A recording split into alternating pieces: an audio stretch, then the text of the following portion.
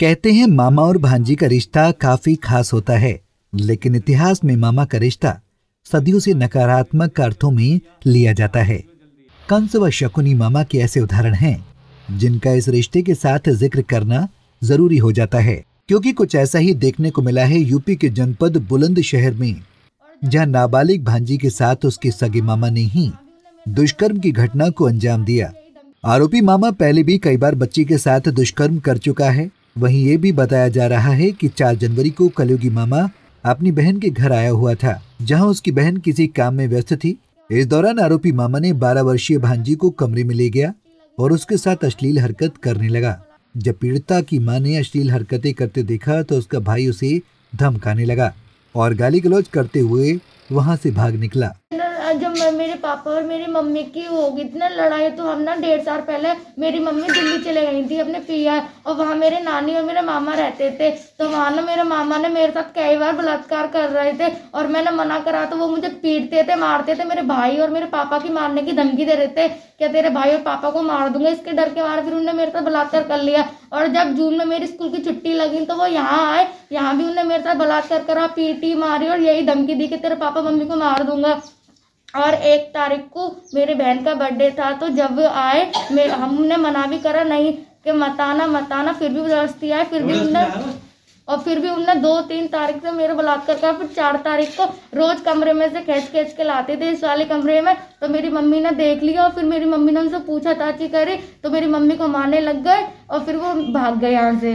Inspector ने, एक आदमी खड़ा था, इंस्पेक्टर ने बोला था उनको भगा के फिर पापा को धीरे से बुलाया और बोला कि थोड़े पैसे लगेंगे। पापा ने बोल दिया कि गाड़ी घोड़ा के लिए पैसे लगेंगे तो फिर मैं दे दूंगा। तो फिर बोले थोड़े अलग से लगेंगे। पापा ने फिर कुछ नहीं बोला, ना हमारी एप्लीकेशन देखी, ना मम्मी से कुछ पूछा, ना मेरे से कुछ पूछा, और चिल्ला कर पड़ रहे थे। आदमी ने मेरे साथ बहुत गलत काम करा, मेरी सारी जिंदगी बर्बाद कर दी, तो उसको फांसी सजा मिलनी चाहिए, बहुत बुरी सजा मिलनी चाहिए उसको। बता दें कि पीड़िता के पिता राजस्थान में ट्रक चलाते हैं। ऐसे में महिला ने अपने पति को फोन पर मामले की जानकारी दी।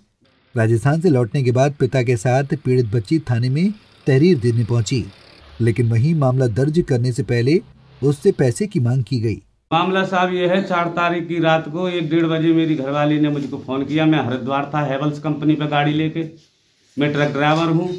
उस घरवाली ने बताया मेरा साल आया हुआ था 1 जनवरी को यहाँ, और वो यहाँ रह रहा था। मेरी घरवाली ने बताया कि ये ऐसे मेरी घरवाली ने इन्हें आपत्तिजनक स्थिति में पकड़ लिया, मेरी लड़की को और मेरे साले को। मेरी घरवाली ने 1-1:30 बजे मुझे फ़ोन किया कि आप जो जल्दी आओ, स्थिति ऐसी है। मैंने कहा ठीक है भाई, मैं अब गाड़ी को सुबह पार्किंग में लगा के आ जाऊंगा। रात को ही वो भाग गया घर से। मैं सुबह आया, मैंने अपनी लड़की से जब जानकारी ली तो मेरी लड़की ने बताया कि पापा मेरे साथ तो 1-1.5 साल से हो रहा है, जब हम दिल्ली गए थे, और फिर गांव में भी आके यहाँ बनेल में भी उसने मेरे साथ बलात्कार किया कई बार। फिर मैं तहरीर लेके गया थाने में एसओ साहब ने मेरी ना तहरीर पढ़ी, ना मेरी घरवाली से पूछा, ना मेरी बच्ची से कुछ पूछा।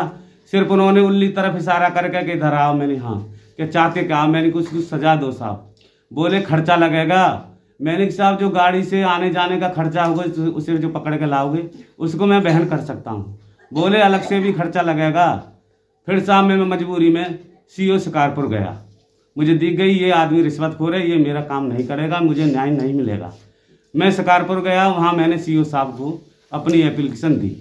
सीओ साहब ने पहासू से दरोगा पहुँचे हुए थे रमेश उपाध्याय, उनके हाथ में वो एप्लीकेशन थमा दी कि भाई इसमें रिपोर्ट लगा। खैर, अब इस पूरे मामले में अधिकारियों से शिकायत के बाद कार्रवाई की बात कही जा रही है, लेकिन पीड़िता का आरोप है कि हम अब भी पुलिस प्रशासन पर भरोसा नहीं है। हमें न्याय मिलेगा तो केवल सीएम योगी से और पीएम मोदी से।